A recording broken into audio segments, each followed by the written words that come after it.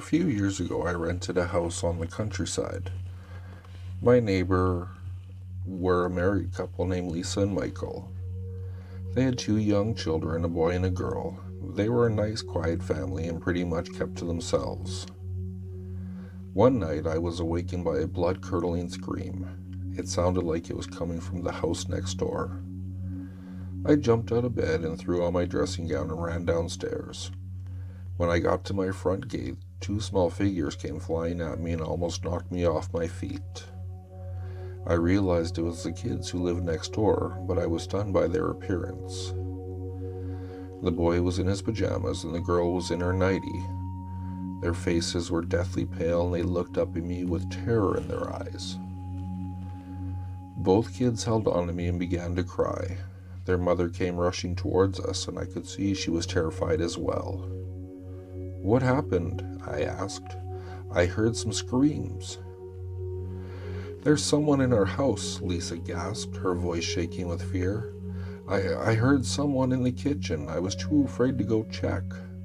Then I heard someone climbing the stairs, and I heard the door to my children's bedroom opening.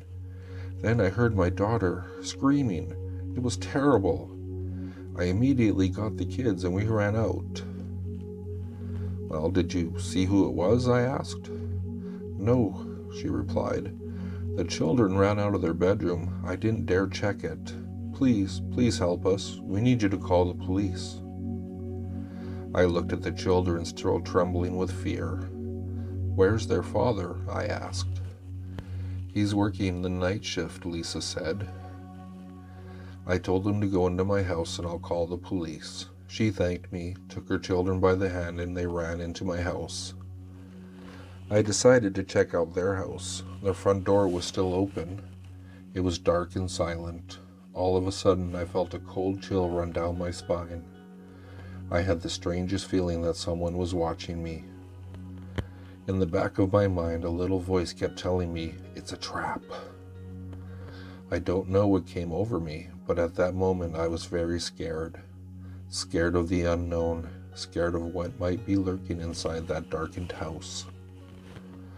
"Pull yourself together," I muttered. "You're not a child anymore." I started to walk up the garden path, but then I saw something that made me stop in my tracks. Click! In one of the upstairs windows, the light suddenly came on. The house was supposed to be empty. I looked up at the lighted window, but I didn't see anything, just curtains blowing in the breeze. "There's something up there," the little voice in my head whispered, "and it's not afraid of being found. In fact, it wants you to find it." I tried to tell myself I was just being silly. How stupid was it for an adult man to be afraid to go in a house because he's afraid of ghosts? It's a thief, I thought to myself. But then why would they switch on all the lights?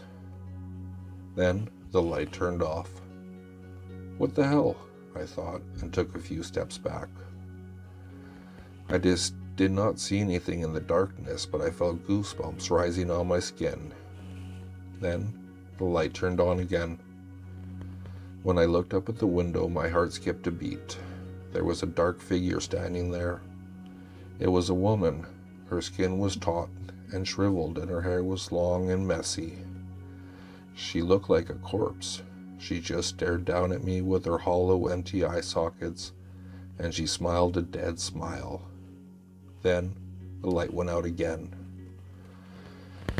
I turned and ran back to my own house. When I got to my front door, I banged on until the neighbor lady let me back in. She looked at me with a mixture of fear and anxiety. My face was pale and my eyes were so frightened that the children began to cry again. "Water," I panted. I need water." Lisa grabbed a glass, filled it with water, and handed it to me. I downed it in one gulp. My heart was pounding and I had broken into a cold sweat. I was afraid that I was having a heart attack. "Did you call the police?" I asked, trying to pull myself together. "They're on their way," she said. "Did you check the house?" Let's just wait for the police," I replied. A few minutes later, the police finally arrived. They searched the house from top to bottom, but they didn't find any thief. There was no one there at all. The police questioned the neighbors, but nobody had seen or heard anything. When they questioned me, I didn't tell them what I had seen. What could I tell them? That I had saw a dead woman in the window, smiling an unearthly smile? Nobody would believe me. The police eventually finished up their business and left to take care of more important things. Around 7 o'clock in the morning, the woman's husband came home.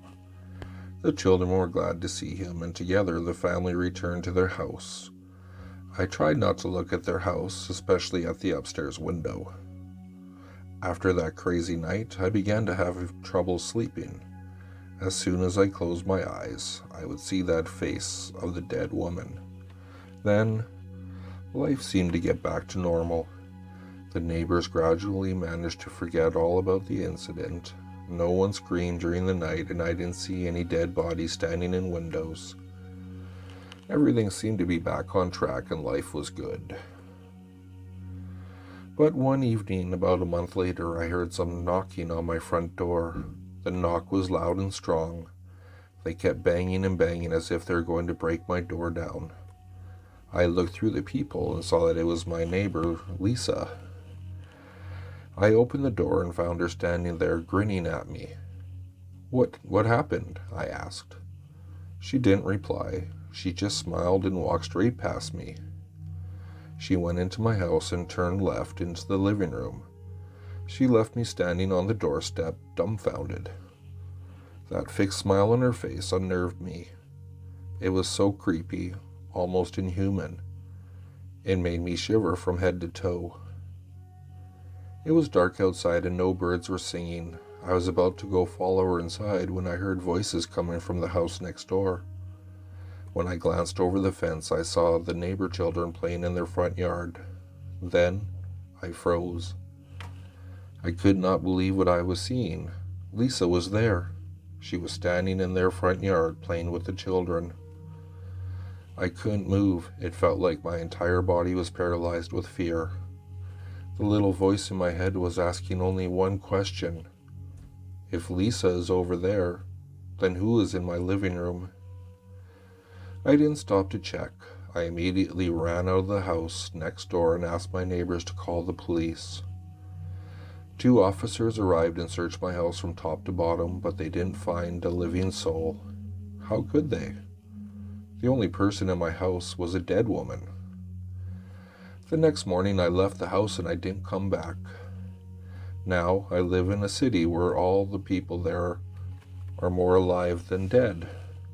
I heard that my former neighbors, Michael and Lisa, moved out soon after I left. I asked around, and one of my family friends said the reason they moved out was because the mother and father of the family had gone insane. "They're such fools," my friend laughed. "They thought that their house was haunted." I tried to laugh along with him, but I couldn't even muster a smile. There were 2 15-year-old girls named Alice and Sarah who had been best friends since early childhood. They lived in the same neighborhood, attended the same school, and went to the same classes. In short, they were inseparable. However, they were very different characters. When Alice was cheerful and outgoing, Sarah was very shy and quiet. One day, Sarah and Alice were talking about their friendship. "Do you think we'll be best friends forever?" asked Alice. "I think so," replied Sarah. "Why wouldn't we?" "I don't know," said Alice. "Sometimes when people get older, they grow apart." "I have an idea," said Sarah. "Let's take a blood oath." "A what?" asked Alice, surprised. "A blood oath," said Sarah. "Look, we both have to swear that we'll be best friends forever. If we ever lose touch, we both swear that we will do everything we can to make sure we will be together forever." "That's nonsense, Sarah," said Alice. "We won't lose touch. We'll always be together." But Sarah continued to insist, and with a mixture of amazement and amusement, Alice finally agreed to the proposal. Sarah found 2 needles and handed one to Alice. The girls took a piece of paper and wrote "Best Friends Forever" on the top, and then signed their names at the bottom. They lit a candle and heated the tips of the 2 needles in the flame. Taking their needles, both girls pricked their index fingers, and each smeared a drop of blood next to their signature. Their blood oath was now sealed. As the years passed, the girls grew up and left school. Alice went away to college in another city, while Sarah stayed in their hometown and got a job in a local store. Both of them had boyfriends and fell in love.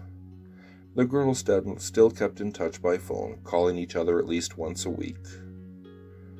When Alice had completed her law degree, she got a good job and decided that it was time to get married. The couple bought a house and settled down. A few years later, they had a beautiful baby boy. Alice was so busy with her family that she rarely found time to call Sarah.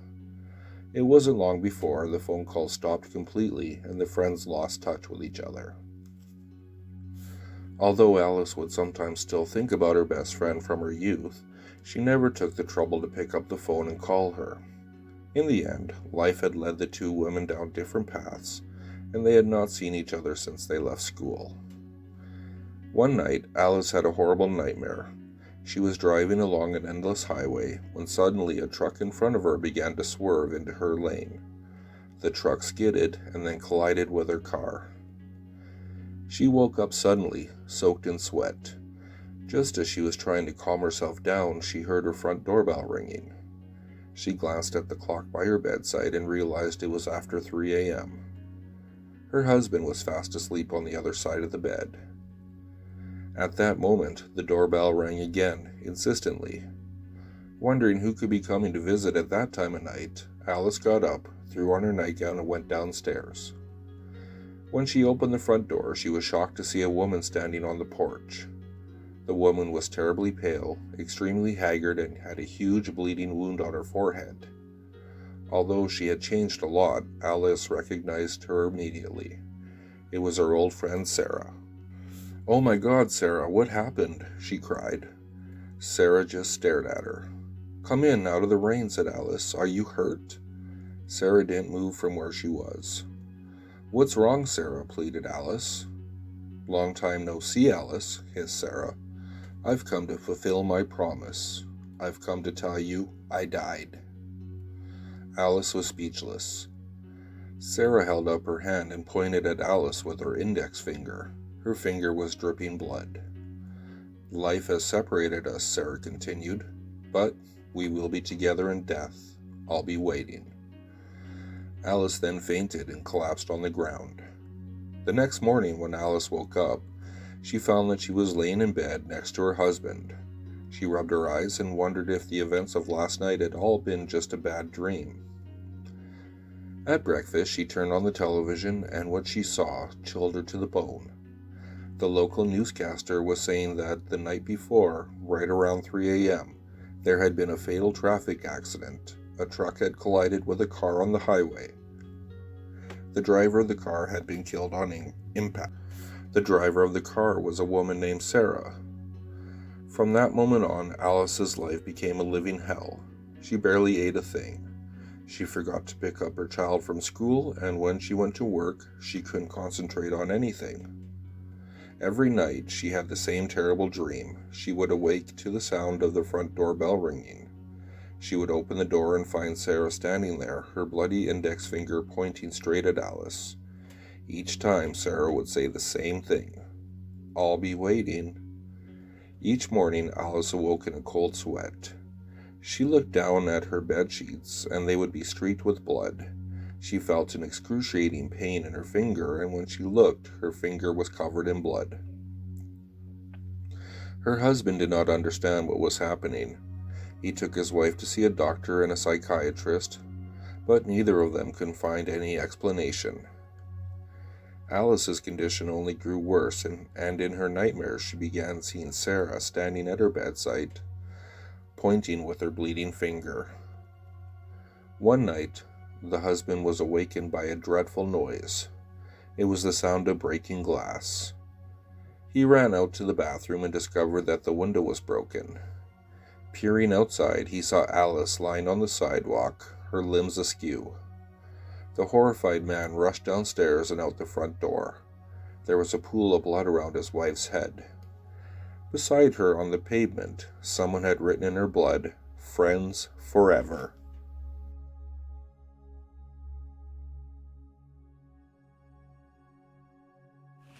He sat on the porch swing on one of those bright blue and white winter mornings, sipping his first cup of coffee of the day, when he noticed the lump. It was pea-sized and just inside his right wrist, raised a little bit above the skin and slightly red. He poked at it, felt the fluid inside shift a bit, and the skin became shiny with tension. He thought he could feel something hard inside, a little note of flat firmness underneath the flesh. Bone, he thought, unalarmed, or cartilage.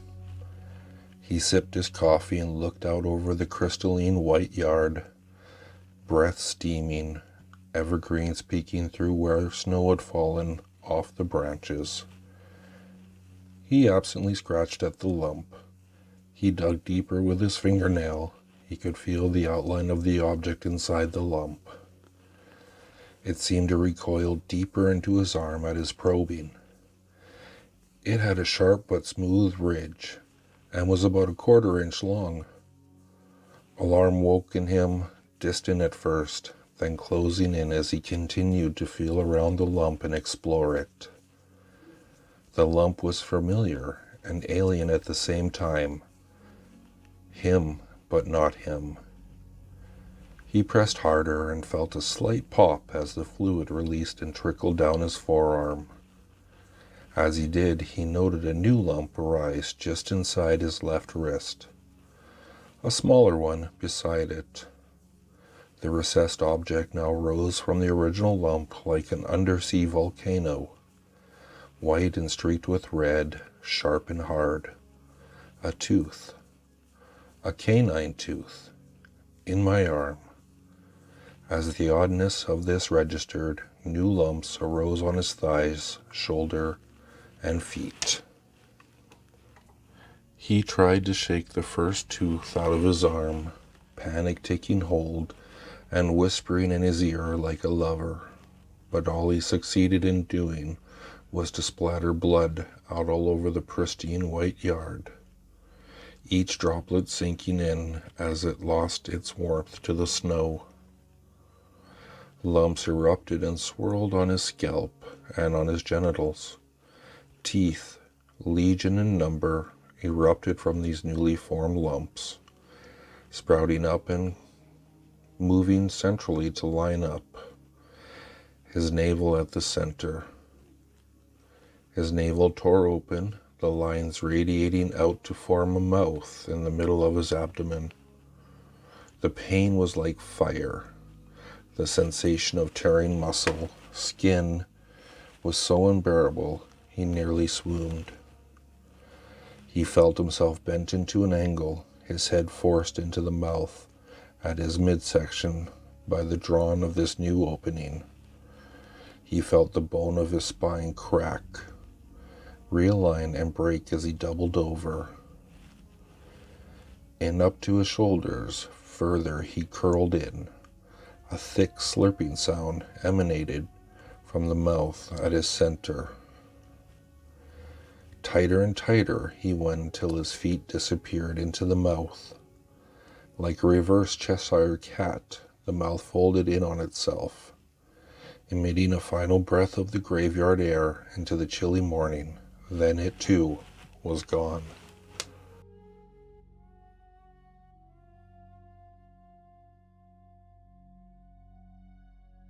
Memories. They're how we know what happened. Everything you remember goes into who you are.